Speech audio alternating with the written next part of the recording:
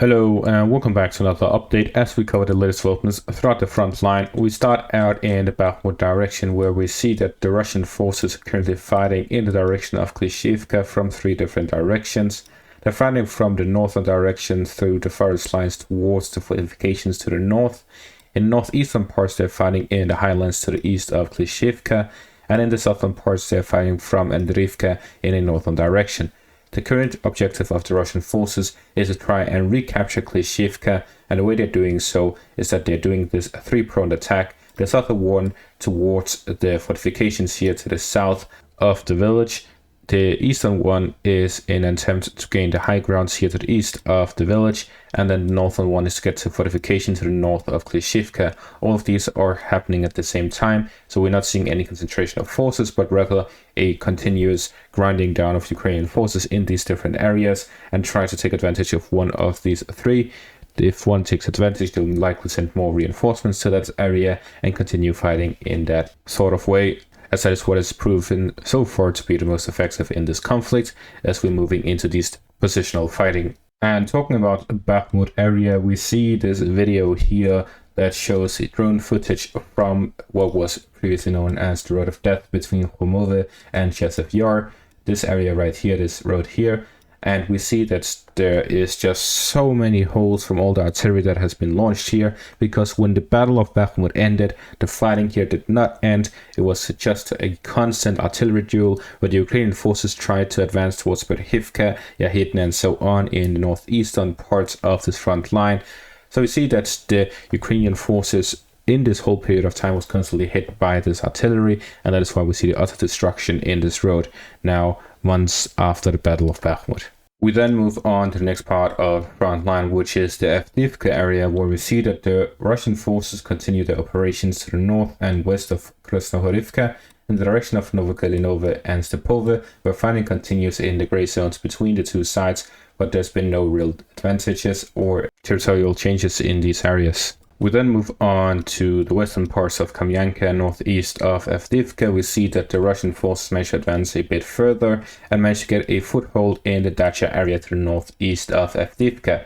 So we're seeing that the Russian forces have started advancing in this direction. As I mentioned in my previous video, the Ukrainian forces are likely being pressured from the Russian presence here in the northwest, which has led to the Ukrainian forces likely moving backwards from these Dacha areas, as they are very vulnerable at this point, with the main supply lines being to the south, as the western one is under Russian direct fire control, and as such they are pressured with little supply lines, and they are in danger of getting encircled if the Russian forces launch attacks here on the southern parts.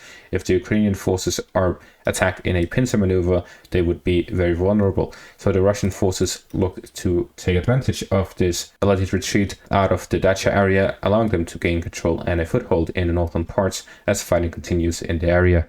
As for the southeastern parts by the industrial zone, we have seen two advances made by the Russian forces. One here in the eastern parts of the industrial zone, which shows that the Russian forces are consolidating their advances by capturing this area to the north of the current positions, leaving a buffer zone between their positions and the Ukrainian ones. We also see that they get a foothold in these forest areas here in the southern outskirts of the forest. And we also see fighting continuing here on the western parts of the industrial zone, which is the residential zone and the very edges of the industrial zone, as the Russian forces do not have full control over it. I've also seen comments questioning the Wagner presence here in the southeastern outskirts of Avdiivka, and from this we see that there is this picture here which shows former Wagner fighters with the Ahmed units here in the Roskladia unit, and then in this video here we see more former Wagner fighters together with Ahmed units. So we're seeing that the Wagner forces really are present in this section of the front line. It is approximately 2,000 to 3,000 present so far, but they are still preparing, gathering to enter in force, where they are approximately 20,000 to 30,000 soldiers. But again, the official numbers are not there. There's no official numbers as to how many will be present in the Ukrainian war.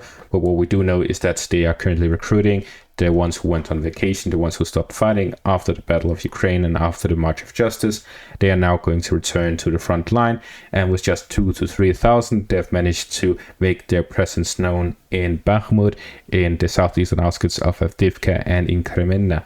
So we'll likely see them spread out across the front line for storming operations against Ukrainian positions all throughout the front lines.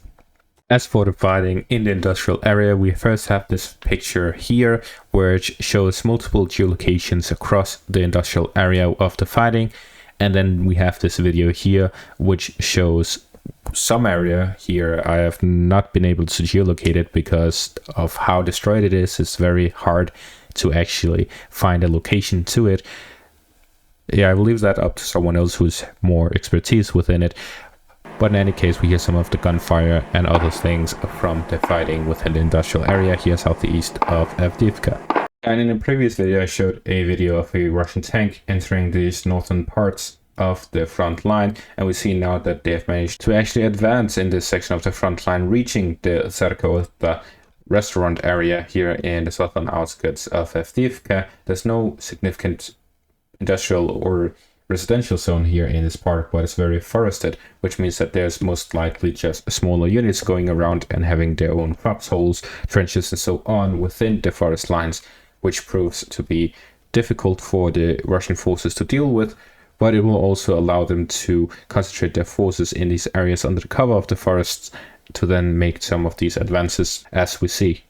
We then move on to the Marinka area, where here has also been further reports of fighting taking place on the western outskirts of the area. We see that the Russian forces continue to pressure the Ukrainian forces. Despite them having control over about 90% of the city, they still lack full control over it, as the Ukrainian forces have put up a major fight over these almost 10 years now of fighting within Marinka.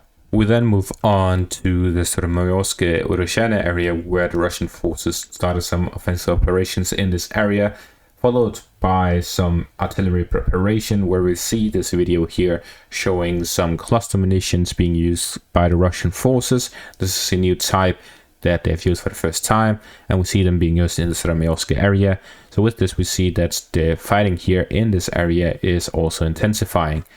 We also see somewhere on the front line, I'm not really sure because this is covered, the sides, but we see the first sighting of a Leopard 1A5 allegedly close to the front line. I say allegedly because it is what is claimed by the one who posted, but we see that there is a Leopard 1A5 being located within Ukraine. Therefore, we are likely to see the influx of these types of tanks soon, which have numbers somewhere around 100 donated to Ukraine or bought by Ukraine to be used in the front lines. So all in all, going over the developments over the past few days, we see that the Russian forces continue their attempts at closing the stranglehold over Avdiivka, where they try to cut off all supplies in and out of the city, with the main road being the one between Orelivka and the coke plant. So the Russian forces continue pressuring the northern and southern flanks, but more specifically they're storming the industrial zone to the southeast and the Dacha area to the northeast. So these are the breaking points currently in the Ukrainian defenses. It seems that the Russian forces have an intention of closing out the eastern parts of the city to all of these fields, as well as the forest lines here in the south, which would then allow them to focus all of their attention on the citadel area in the western parts and the flanks of Avdiivka. And with that, I'm going to end off my video. Thank you all for watching and have a great day.